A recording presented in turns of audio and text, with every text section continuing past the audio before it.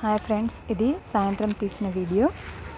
సాయంత్రం స్నాక్స్ కోసము చిలగడ దుంపలను ఉడకబెడుతున్నానండి. దీన్ని కనీసం ఒక 5 సార్లైనా వాష్ చేసుకోవాలి, లేదంటే మట్టి ఎక్కువగా ఉంటుంది. వాష్ చేసుకున్న తర్వాత కుక్కర్లో వేసి ఒక పిడికెడు బెల్లం వేసి ఒక చిన్న గ్లాస్ వాటర్ వేసి ఒక 2 విజిల్స్ తెప్పించుకుంటే సరిపోతుందండి. ఒక 2 విజిల్స్ తర్వాత మూత తీసి చూస్తే బాగా ఉడికిపోయాయి.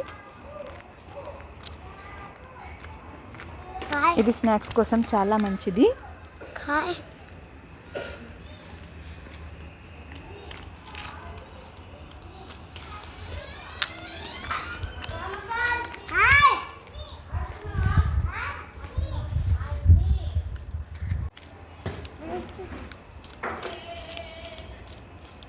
తర్వాత నా పూజ కూడా పూర్తి చేసుకున్నాను.